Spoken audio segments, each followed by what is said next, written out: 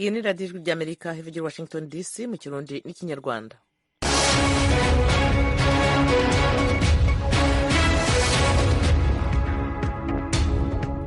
Mu Burundi mutwumvira kuri metero 19 na metero 22, mu Rwanda turi kuri FM 104.3, turi no kuri interinete kuri wa3.radio.voa.com. Mwiriwe neza nshuti muduteze amatwi, ne Eugenia Mukankusi wongeye kubasuhuza, mbaye ikaze mu makuru yacu. Ku mugoroba wo kuri wa gatatu, Minisitiri w'Intebe w'u Rwanda Edouard Ngirente yahaye ikiganiro abanyamakuru aho yagarutse ku bibazo bitari bike birimwo umubano hagati y'u Rwanda n'u Burundi. Mu Rwanda n'u Burundi tumaze iminsi duhererekanya intumwa ziva Burundi za mu Rwanda, iziva mu Rwanda zijya Burundi. Ibiganiro bihagaze neza, nababwira ko umubano wacu mu Burundi urimo kubyuka ujya heza. Uyu ni Edouard Ngirente, Minisitiri w'Intebe w'u Rwanda.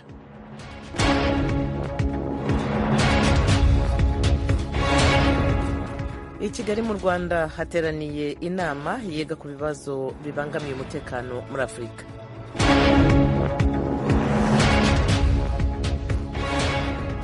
Muri Mozambique hadutse icyorezo cy'indwara y'imbasa.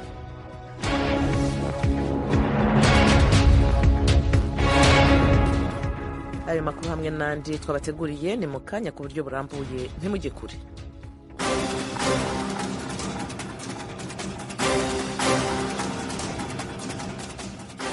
Turahera ku makuru avugwa hirya no hino ku isi. Umuryango uharanira uburenganzira bw'ikiremwamuntu Human Rights Watch uratangaza ko abaturage ba Burkina Faso bagowe n'ibitero by'intagondwa z'abayisilamu n'iby'abasirikare ba leta. Oriane Tangishaka aratubwira ibindi kuri iyi nkuru. Icegeranyo ca Human Rights Watch kivuga ko intambara muri ico gihugu imaze kongereza ibitigiri vy'abantu bateshwa ingo zabo n'abinjizwa mu migwi y'abagwanyi.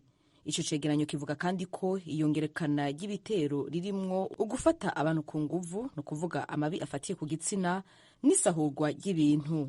Iyo ntambara yatanguye mu mwaka wa 2016 aho isa naho yatumye umutekano w'akarere ka Sahel gahungabana.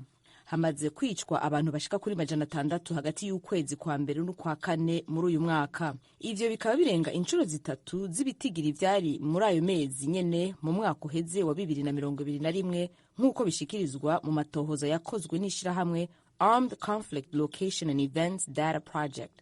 Bavuga kandi ko ibitigiri vy'abantu bateshejwe ingo zabo vyashitse ku 1.8 mu mpera z'ukwezi kwa kabiri.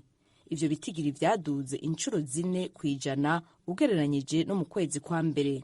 Ico cegeranyo ca Human Rights Watch kivuga kandi ko hongerejwe ku mabi akogwa n'imigwi y'iterabwoba, inzego za leta zijejwe umutekano nazo zigenda zongera amabi zikora, harimo ubwicanyi n'inyuruzwa ry'abantu. Fahiraman Rodriguez Kone, umuhinga akurikiranira hafi ibibazo vy'akarere ka Sahel, akaba akora ubushakashatsi mu kigo cerekeye ivyigwa vy'umutekano kiri mu gisagara ca Bamako, avuga ko afise icizero ko Burkina Faso igiye kuronka agahengwe mu misi ya vuba kubera leta isa n'iriko iriyumvira kuja mu biganiro vy'umwumvikano.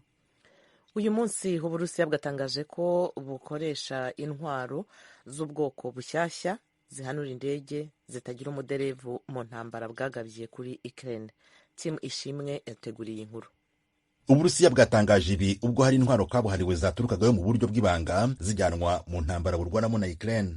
Ibiro ntaramakuru by'Abongereza Reuters byatangaje aya makuru uyu munsi wa gatatu ko burya indege nyinshi za Ukraine zitagira abapilote zahanurwaga n'ubu bwoko bw'intwaro nshya. Nta kintu kinini kugeza ubu kizwi ku buryo izi mbunda zaba zikoreshwa. Gusa muri 2018 Vladimir Putin, perezida w'Uburusiya, yarashyize ahagaragara imbunda nshya kabuhariwe. Muri zo harimo za misile ballistique zambukiranya imigabane, indege zitagira abapilote zigendera mu mazi n'izindi nyinshi. Ikindi twababwira kuri ubu bwoko bw'imbunda nuko uretse kuba zica zinashobora gutera ubuhumyi. Ibi byashimangiwe n'uwungirije Minisitiri w'Intebe w'Uburusiya ubwo yari mu kiganiro kuri televiziyo akemera ko izi mbunda zitwa Zadira zikoreshwa koko mu ntambara burwanamo na Ukraine. Muri Mozambique inzego z'ubuvuzi ziratangaza ko hadutse icyorezo cy'imbasa cyangwa agasama mu rurimi rw'ikirundi. Oriane Tangishaka ni inkuru abagezaho. OMS itangaza ko mu kwezi kwa gatatu mu ntara ya Tete mu buraruko bw'igihugu basanze hari umwana yanduye indwara y'agasama kadasanzwe iramumugaza. ribaye irya kabiri iyo ngwara yadutse mu karere ka Afurika y'ubumanuko. Ni nyuma yaho hari haherutse gutorwa uwundi mugwayi w'iyo ngwara y'agasama kadasanzwe mu gihugu ca Malawi mu kwezi kwa kabiri. Agasama ni kari bwasubire kwibonekeza muri ico gihugu kuva mu mwaka w'igihumbi kimwe amajana 1992 naho hari haratowe umuntu umwe ayigwaye nyuma yaho urucanco rwayo biciye mu nzira yo kunwa rutangiwe mu mwaka wa 2019. Amatohoza yerekana ko ubwoko bw'agasama uyu mwana yagwaye muri Mozambique bufise isano nako abantu bagwaye muri Pakistan mu mwaka wa 2019 no muri Malawi mu ntango z'uyu mwaka. OMS yari yaratangaje ko atangwara y'agasama kadasanzwe ikihari muri Afrika kuva mu mwaka wa 2020 naho hari ibihugu bimwe bimwe yibonekejemwo. Matsidiso Moweti, umuyobozi mukuru w'ibiro vya OMS mu karere ka Afrika, avuga ko biteye amakenga cyane kuba hibonekeje uwundi mugwayi w'agasama kadasanzwe naho hari ibonekeje umugwayi umwe muri Malawi mu bihe vya vuba. Raporo y'ibigo by'imari ku mugabane w'Uburayi na Leta zunze ubumwe za Amerika ziravuga ko amasoko y'imari n'imigabane atewe ubwoba n'ihungabana ry'ubukungu. Timu Ishimwe arabidusobanurira. Amakuru avanze n'ubwoba bw'abashoramari yasohotse muri raporo y'uyu munsi wa gatatu yavuze ibi ashingiye ku rugero rwerekana uko iki kibazo cyifashe ku mugabane w'Uburayi na Amerika. Mu masaha ya nimugoroba waho mu Bwongereza isoko ry'imigabane ryari ryarigeze kuzamuka kugera ku 9% mu myaka 40, kuri ubu rimaze kugwa ku kigero cya 4%. Ibi ni bimwe mu byateje ubwoba mu bashora imari zabo mu masoko y'imigabane. Iyi mibare yatumye banki y'Ubwongereza itangaza ko kumanuka kw'ifaranga rikoreshwayo bishobora gutera ikibazo cy'imibereho y'abahatuye. Urundi rugero rwatanzwe muri iyi raporo ni Ubudage bwagabanutseho 6% n'Ubufaransa bwagabanutseho 8%. Iki kibazo kiranavugwa kandi hano muri Amerika. Ibipimo byerekana ko ku isoko ry'imigabane i New York hari ihungabana rikomeye ry'inyungu mu bigo by'ubucuruzi. Uko guhungabana kw'imari y'amasoko kuje nyuma y'uko ibiciro by'ibikomoka kuri peteroli n'ibindi bicuruzwa ku masoko byari bimaze igihe byaratumbagiye kubera intambara ibera muri Ukraine.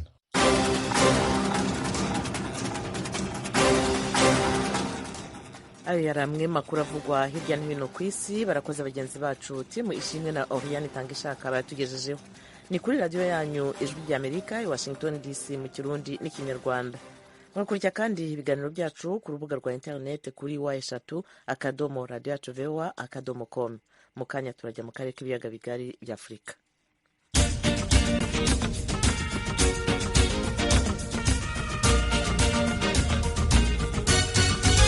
Atangiza ku mugaragaro y'inama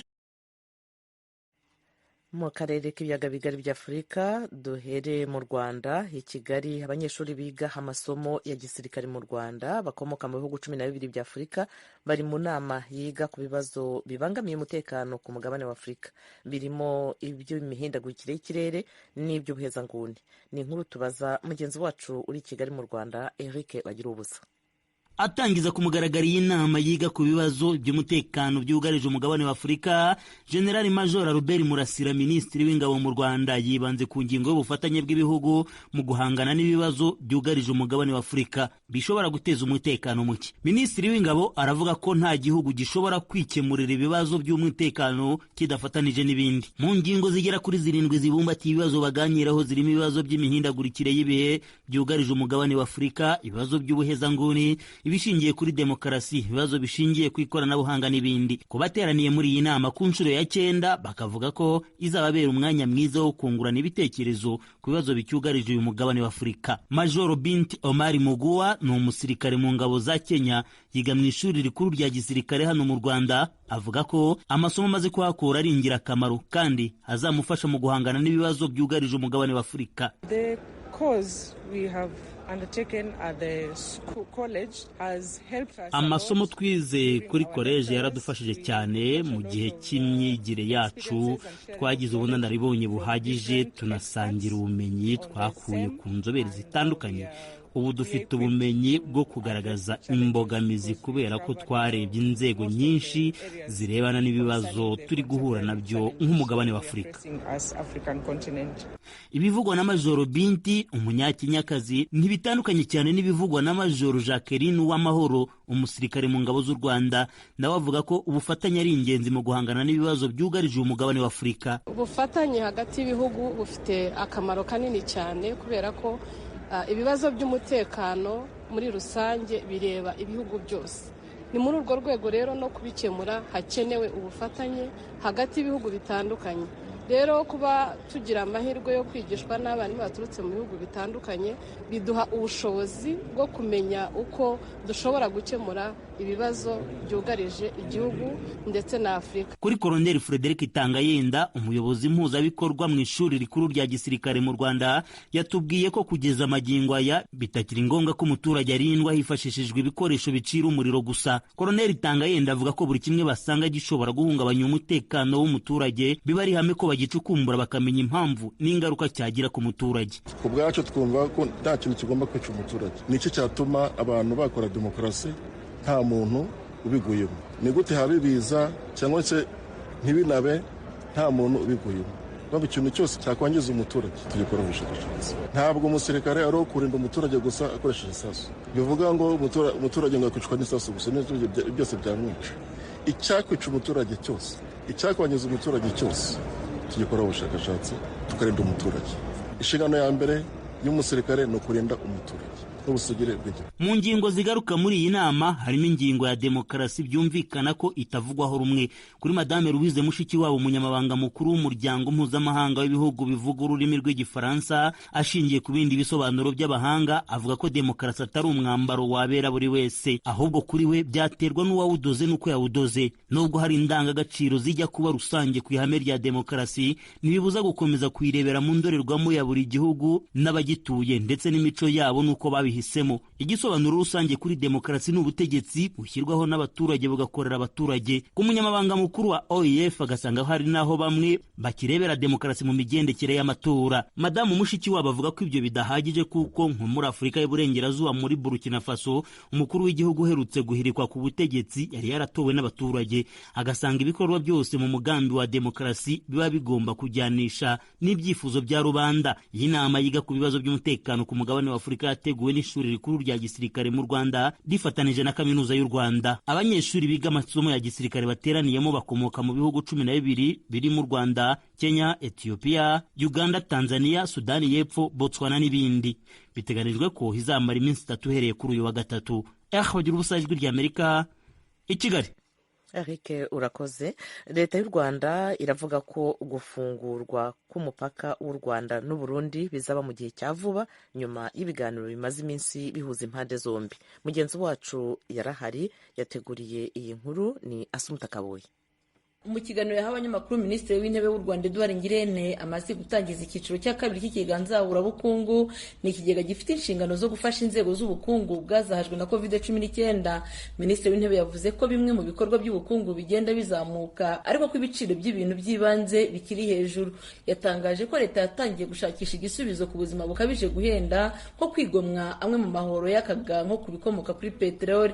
Nyuma yo gutangizwa ikigega cyashowemo miliyari 250 mu mafaranga y'u Rwanda, Bwana Ngirente yahaye ikiganiro abanyamakuru kibanze ku mubano w'u Rwanda cyane cyane ibihugu by'abaturanyi. Ikibazo cyo kongera kugenderana n'igihugu cy'u Burundi kiri mu byamubajijwe. Kuri iki kibazo nagira mvuge ko kirimo kuganirwa kandi ibiganiro bigeze kure.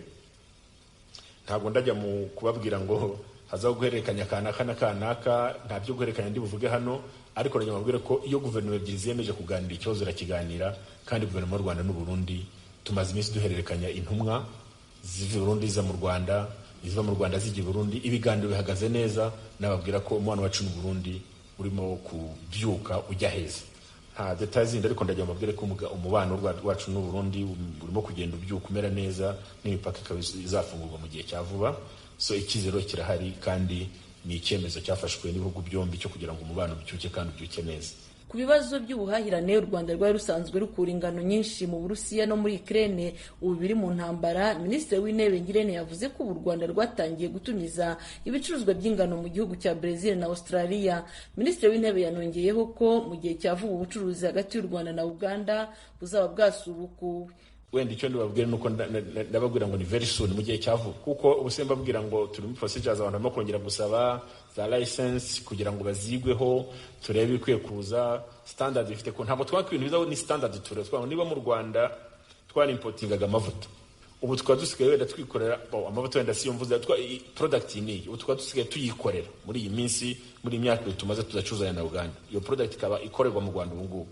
Iyo tuzemera kwiza muri competition, hari standard tugomba gushyiraho kugira ngo ihangane n'iyakorewe mu Rwanda. Ibyo rero nibyo turi mu ngubu, inzego zibikoraho, Minisiteri y'Ubucuruzi, Revenue Authority, babigeze kure ku buryo nemeza ko mu gihe cya vuba mushonje muhishiwe ubucuruzi buzongera, noneho urujya n'uruza rukomeza ubwo n'abacuruzi bacu. Umukuru wa guverinoma yanavuze ko u Rwanda rugeze kure rwitegura inama ya COGAM iteganijwe mu kwezi gutaha. Yaboneyeho kuvuguruza amakuru avuga ko inzererezi zatangiye gufungirwa mu bigo bimwe na bimwe bya hano mu mujyi wa Kigali. Yasobanuye ko ibyo bitabayeho. Minisitiri w'Intebe kandi yatangaje ko Leta ikomeje guhangana n'ikibazo cy'izamuka ry'ibiciro, aho kugeza ubu COVID-19 yari yatumye ibiciro ku masoko bizamuka, bikaba byarahuhuwe n'intambara ya Ukraine n'Uburusiya, bikaba byaratumye ibiciro ku masoko yo mu Rwanda bizamukaho hafi 10%. Minisitiri w'Intebe avuga ko Leta yagerageje gushyira nkunganire mu bintu bimwe na bimwe nka lisansi na mazutu, ko ariko itabasha kongera umushahara w'abakozi kuri buri kibazo cyose kibonetse. Asumta Kaboyi, Ijwi ry'Amerika, i Kigali. Asumta, urakoze. Tukiri mu Rwanda, umuryango mpuzamahanga wita ku burenganzira bw'ikiremwamuntu Human Rights Watch uvuga ko Leta y'u Rwanda icecekesha abatavuga rumwe nayo muri politiki n'abayinenga, ndetse ikabibasira bo n'imiryango yabo. Ni muri raporo yasohoye kuri uyu wa gatatu. Ibindi turabibaza mugenzi wacu Temistokere Mutijima. Iyi raporo y'umuryango Human Rights Watch iravuga ko muri rusange urubuga rwa politiki, urw'imiryango itegamiye kuri leta n'ubwisanzure bw'itangazamakuru mu Rwanda byose byagumye bifunze mu mwaka ushize w'2021. Uyu muryango ukavuga ko abakomeye mu banenga ubutegetsi barimo abatavuga rumwe nabwo ndetse n'abatanga ibitekerezo babinyujije ku mbuga nkoranyambaga cyangwa imiyoboro ya YouTube, bamwe baburiwe irengero, abandi barafungwa cyangwa se baterwa ubwoba. Ibikorwa byo gufunga biciye ukubiri n'amategeko, gufatwa nabi n'iyicarubozo, uyu muryango uvuga ko byagaragaye henshi muri gereza na za kasho zemewe n'izitemewe zifungirwamo abantu, kandi amahame agenga urubanza ruboneye yagiye yirengagizwa nkana mu manza ziswe ko zikomeye. Human Rights Watch iravuga ko ifite ibihamya byizewe by'ifungwa rinyuranyije n'amategeko no gufatwa nabi byagiye bikorerwa abantu bashinjwa imyitwarire mibi, barimo abana bo mu muhanda, indaya n'abacuruzi bato bazwi mu Rwanda nk'abazunguzayi. Ku bijyanye n'urubuga rwa politiki, Human Rights Watch ivuga ko rwakomeje gufungwa mu Rwanda muri uyu mwaka ushize wa 2021. Uyu muryango utanga urugero ku munyapolitiki Bwana Christopher Kayumba watawe muri yombi agafungwa mu kwa 9 k'uwo mwaka ashinjwa ibirego bifitanye isano no gusambanya abagore ku ngufu. Uwo muryango ukavuga ko iryo tabwa muri yombi n'ibyaha yashinjwe byaje nyuma y'aho ashingiye ishyaka ritavuga rumwe n'ubutegetsi Rwanda's Platform for Democracy. Iri akaba yararishinze nyuma y'ibaruwa ifunguye yanditse anenga imyitwarire ya Perezida Paul Kagame imbere y'icyorezo cya COVID-19, anagaragaza ingaruka icyo cyorezo kirimo kugira ku baturage. Muri iyo baruwa kandi Bwana Kayumba akaba yaranamaganye inzu z'ibanga safe houses zifungirwamo abantu mu buryo bunyuranyije n'amategeko, aho abahafungiye bakorerwa ibikorwa by'iyicarubozo. Uyu muryango ukavuga ko nyuma y'aho afungiwe, Bwana Kayumba yaje gukora imyigaragambyo yo kwiyicisha inzara yamagana ibyaha yavugaga ko bishingiye ku mpamvu za politiki akomeje gushinjwa. Ibyo byamuviriyemo uburwayi bwatumye ajyanwa mu bitaro kugira ngo avurwe. Na n'ubu akaba agifungiye muri gereza ya Nyarugenge nyuma y'aho ubusabe bwe bwo gufungurwa hatanzwe ingwate bwangiwe mu kwa 10 kwa 2021. Kuri iyi ngingo ijyanye n'urubuga rwa politiki, Human Rights Watch ivuga ko rufunze mu Rwanda, uyu muryango muri raporo yawo uravuga ko n'abandi banyapolitiki batavuga rumwe n'ubutegetsi nka Madame Ingabire Victoire bakomeje kubuzwa uburyo mu mirimo yabo, harimo guterwa ubwoba no gutotezwa bikozwe n'abategetsi. Iyi raporo ya Human Rights Watch kandi iragaruka ku ifungwa ry'abantu 10 batawe muri yombi mu kwezi kwa 10 kwa 2021 bazira ibikorwa bijyanye n'umunsi witiriwe Ingabire Victoire, aho hagombaga kuganirwa ku ngingo zitandukanye zirimo n'ikandamizwa ry'abatavuga rumwe n'ubutegetsi mu Rwanda. Kugeza ubwo iyi raporo yakorwaga, Human Rights Watch ikavuga ko abanyamuryango 7 b'ishyaka Darf Umurinzi ndetse n'umunyamakuru watambukirizaga ibiganiro ku muyoboro wa YouTube barimo gushinjwa ibyaha byinshi birimo gukwiza impuha, gukwirakwiza amakuru atariyo hagamijwe kwangisha leta y'u Rwanda mu mahanga no guteza intugunda cyangwa imidugararo mu baturage. Muri iki gice kijyanye n'urubuga rwa politiki kandi, raporo ya Human Rights Watch yanagarutse ku rubanza rwa Paul Rusesabagina wakatiwe gufungwa imyaka 25 nyuma yo guhamwa n'ibyaha by'ubwicanyi n'iby'iterabwoba. uyu muryango ukavuga ko urubanza rwe rwaranzwe n'amahinyu menshi ajyanye no kutubahiriza amahame y'iburanisha riboneye, aho leta yagiye kure mu kwivanga mu mikorere y'ubucamanza. Ku ngingo irebana no guhonyora ubwisanzure bwo gutanga ibitekerezo naho amazina nk'iry'umusizi Innocent Bahati waburiwe irengero, iry'umunyamakuru Niyonsenga Dieudonné ufunze, ayabatangaga ibitekerezo ku miyoboro ya YouTube nka Yvonne Damange na Aimable Karasira nabo bafunze aragaruka cyane muri iyi raporo. By'umwihariko ku musizi Innocent Bahati, raporo y'umuryango Human Rights Watch iravuga ko yaburiwe irengero kuva mu kwezi kwa kabiri kwa 2021 kugeza na n'uyu munsi. Uyu muryango ugahuzira igiswa rye n'ibihangano yakoraga byibandaga ku bibazo bitandukanye by'abaturage birimo ubwiyongere bw'ubukene kimwe no kunenga guma mu rugo n'ingaruka zayo. Naho kuri Aimable Karasira na Yvonne Damangeho, raporo ya Human Rights Watch igahuza ifungwa ryabo n'ibitekerezo batangaga ku miyoboro ya YouTube ku ngingo zirebana na jenoside ndetse n'ibyaha byaba byarakozwe n'ishyaka riri ku butegetsi FPR. Raporo ya Human Rights Watch ku byaranze uburenganzira bwa muntu mu Rwanda mu 2021 kandi irashinja ubutegetsi bw'u Rwanda guhigisha uruhindu no kubuza amahwemo abatavuga rumwe nabwo bahungiye mu bihugu by'amahanga. Kuri iyi ngingo Human Rights Watch iratanga urugero rwa Cassien Ntamuhanga washakishaga ubuhunzi muri Mozambique, watawe muri yombi n'igipolisi cy'icyo gihugu mu kwezi kwa gatanu kwa 2021 kiri kumwe n'umuntu wavugaga ururimi rw'Ikinyarwanda.